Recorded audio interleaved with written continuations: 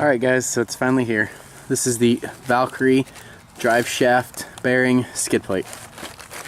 Weighs approximately 10 pounds, just came in the mail today. And I've cleaned it up with a little bit of acetone to get any remaining grease and dust off of it. And I'm going to be painting it with just some truck bed coating. And I'm going to then paint that truck bed coating red on certain parts, if not the whole thing. And I'm going to show you guys how to install it up underneath and what it came with. Alright, what's up guys? So today we're going to be installing the Valkyrie Driveshaft skid plate. Came with these nice little instructions, but I don't need these because I already know what I'm doing. So first you're going to want to remove, or you want to get your tools you need, okay? So in the instructions it says you are going to need a socket wrench with a 13mm socket, which is what this is, and this is a 13mm socket. Okay. It comes with 4 lock nuts. These are very important in my personal opinion because, one, it's going to ensure that no matter how much vibrating you do going off-road, it's going to not fall off, which is incredibly important because if you hit this, you will break it.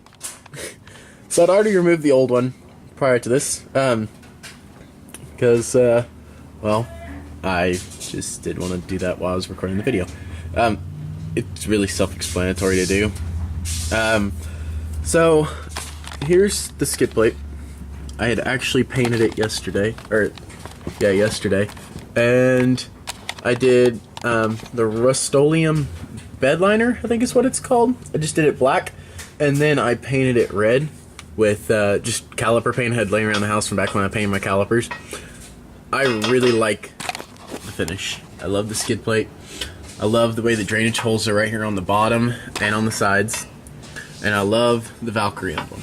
Okay, now a lot of y'all might be saying, oh Colton, that's awfully enclosed compared to other aftermarket skid plates that have, you know, heat preventative stuff and everything. Well, with that being said, I've been doing a little research and I'd found out from Dana product, which makes our bearings, that these things, they have not had one fail due to heat, and they use them in lots of things such as off-roading and hauling trailers, which produce way more heat than our little 2.4 liter engine will do. Okay, so heat is not necessarily a big issue I'm worried about. It's 3/16 steel plating, so I'm going to try to get this thing installed and go and actually test it. Let's see. Okay, make sure y'all can still see everything. Here we go. And the mounting points, you know, are right here, right here, right here, and right here. Okay. And I used just regular old car ramps, vehicle ramps, to do this instead of jacking it up because I just already got the lift. It's easier. So to put this on, you're going to notice the skid plate has 2 points. The ones in the front, I said the ones in the front, the sag tilts in the front these are bigger, okay, the mounting points, than the ones in the rear, okay? They're a lot bigger, and the Valkyrie emblem, the V, should be facing forward, okay? Just like this. So technically, the camera is facing towards the front of the vehicle, which is right over there, okay? You see how the Valkyrie emblem is facing that way? That is the front of the vehicle, alright? And it's only one way to put it on, so there actually really is no way for one to mess this up, because you just can't get it inside the mounting holes, okay? So I'm going to just put these on just loosely.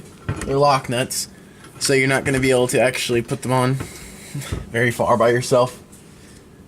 And let's see. Gonna get my socket, and we're just gonna tighten down a little bit.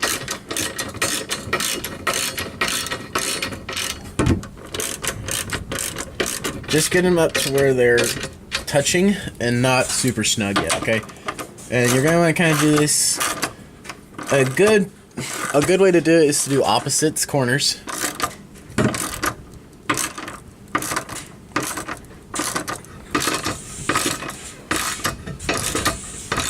Keep in mind these are lock nuts, so they might be a little hard to turn, but that means they're doing what they're supposed to do.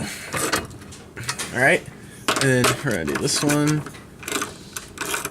Some might be easier than others, so it's nothing to be worried about. I actually already put this plate on. I actually took it off to do this video because patience is a virtue I need to learn.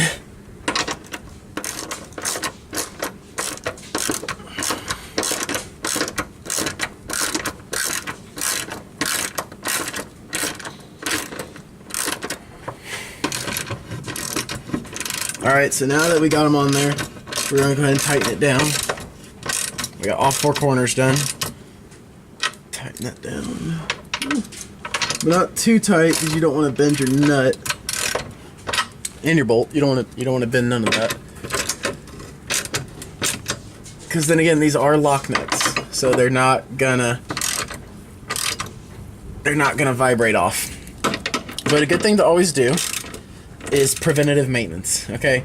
So with that being said, what that basically is entitling to is don't let bad things happen. So when you do your oil change, just like you should check your lift kit, you need to also check your skid plate bolts.